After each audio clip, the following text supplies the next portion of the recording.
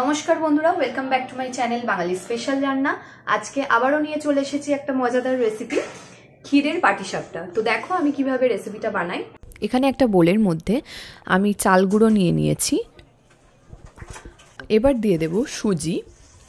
আমি সুজি আর চাল গুঁড়ো পরিমাপ বুঝে নিয়েছি, আর যেই পরিমাপ সুজি চাল গুঁড়ো দিয়েছি সেই পরিমাপে আমি ময়দাও দিয়ে নেব। এখানে আমার মনে হলো আরেকটু সুজির প্রয়োজন, সেই জন্য আমি একটু দিয়ে নিলাম। আর দেব নুন। এখানে যদি তোমরা বিট লবণ থাকে সেটাও ব্যবহার করতে পারো। এবার এর মধ্যে দেব পরিমাণ মতো চিনি। চিনিটা কিন্তু একটু বুঝে দিতে হবে, কারণ বেশি মিষ্টি হয়ে গেলে কিন্তু আবার গাগুলোয় খেতে ভালো লাগবে না। তো দেখো এইবারে আমি দুধ দিয়ে অল্প অল্প করে দুধ দিয়ে আমি মিশ্রণটিকে ভালো করে মাখবো। পাটিসাপটা আমরা নারকেলের ছাই যেটা করে সেটা দিয়েই খেয়ে এসছি, কিন্তু আমি এখানে একটুখানি পাটালি গুড় দিয়ে একটা ক্ষীর বানিয়ে সেইটার উপরে আমি পাটিসাপটা বানাবো। তো তোমরা দেখলে পরে বুঝতে পারবে। তো দেখো আমি কিন্তু এখানে কিছুটা মাখিয়ে নিয়ে ভালো করে একটা মিক্সার জারের মধ্যে দিয়ে নিয়েছি। এবারে সেটা আমি ভালো করে পেস্ট করে এই যে ঢেলে নিয়েছি। তো দেখো ওইটা সাইড করে রেখে দিয়ে এই কড়াইয়ের মধ্যে একটু ঘি দিয়ে নিয়েছি, নিয়ে দুধ দিয়ে দেব পরিমাণ মতো। তবে দুধটা কিন্তু খুব বেশি দেওয়ার প্রয়োজন নেই, যেহেতু ক্ষীরটা গুঁড়ো দুধের ওপরেই হবে সেই জন্য। তো দেখো ঘি দেওয়ার সাথে সাথে কি সুন্দর কালারটা চলে এলো। দুধটা কিন্তু আমার ফুটে গেছে। এবারে এর মধ্যে আমি অ্যাড করব গুঁড়ো দুধ। আমি কিন্তু আমুলের এই পাউডার দুধটা নিয়েছি। তো দেখো আমি এক প্যাকেট প্রথমে দুধ দিলাম, দিয়ে ভালো করে মিশিয়ে নিলাম দুধের সাথে, যাতে ডেলা ডেলা না পেকে যায়।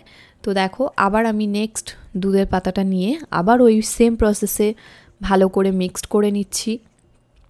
এরম করে আমার টোটাল 3 প্যাকেট দুধ লেগেছে ক্ষীরটা তৈরি করতে। তোমরাও তোমাদের পরিমাণ বুঝে দেবে। তো দেখো এখানে কিন্তু দুধগুলো দেওয়ার পরে অনেকটা দেখো গাঢ় গাঢ় হয়ে এসছে। এবার এর মধ্যে অ্যাড করব পাটালি গুড়। আমি কিন্তু পাটালি গুড়টা একটু ঘষুনির সাহায্যে ঘষে রেখেছিলাম। তো দেখো অ্যাড করে দেওয়ার পরে কালারটা কি সুন্দর দেখতে হয়েছে। আর পাটালি গুড়ের এখন যেহেতু শীতকাল, পাটালি গুড়ের একটা আলাদাই স্মেল থাকে। তোমরা এখানে দেখে হয়তো বুঝতে পারছো কি সুন্দর রঙটা এসছে। তো দেখো এইভাবে আমি ঠিক শুকিয়ে নিয়েছি, যাতে এই রকমভাবে ক্ষীরটা দেখতে হয়। এবারে একটা ফ্রাইং প্যান নিয়ে এর মধ্যে একটু সাদা তেল দিয়ে নিয়েছি, দিয়ে এর মধ্যে যে আগে ব্যাটারটা তৈরি করে রেখেছিলাম সেটা আমি দিয়ে নেব। আমি কিন্তু এখানে হাতার সাহায্যে দেওয়ার চেষ্টা করেছি। তোমরা যদি চাও এটা কিন্তু তোমরা হাত দিয়েও যেমন গোলা রুটি করে সেরকম করে দিতে পারো।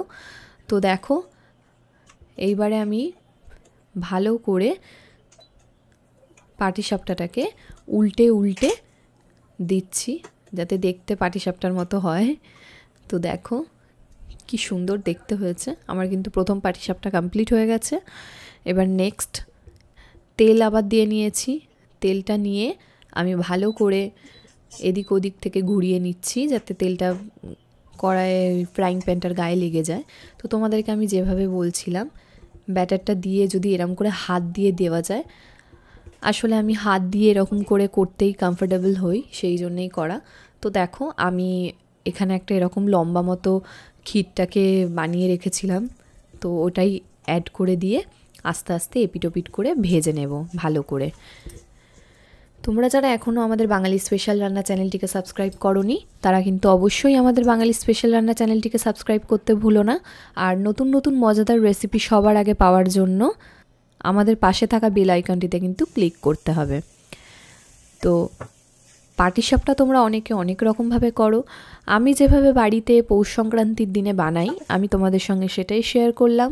তো দেখো আমি কিন্তু এখানে প্রত্যেকটা পাটিসাপটা কত সুন্দরভাবে উঠেছে, আর এই রকমভাবে যদি করা যায় তাহলে কিন্তু ঘরের প্রত্যেকটা মানুষই খুশি। পাটিসাপটা আমি যে এইভাবে বানিয়েছি সেটা কিন্তু তোমরা ঘরে অবশ্যই ট্রাই করে দেখো। আশা করব তোমাদের ভালো লাগবে, আর ভালো লাগলে কিন্তু আমাকে কমেন্টে জানাতে হবে। তো দেখো আবার আমি এরমভাবেই দিয়ে ক্ষীরটাকে দিয়ে এপিটোপিট করে উল্টে পাটিসাপটা শেপে আমি ভেজে নিচ্ছি। তো তোমরা দেখে বুঝতেই পারছো। দেখতে এত সুন্দর হয়েছে, তাহলে খেতে তো কত সুন্দর হবেই হবে। আর বাড়িতে বানিয়েছিলাম যখন, সত্যিই খেতে খুব সুন্দর হয়েছিল। গরম গরম পাটিসাপটা। ভালো লাগলে লাইক শেয়ার কমেন্ট করতে ভুলবেন না। Tata, thank you.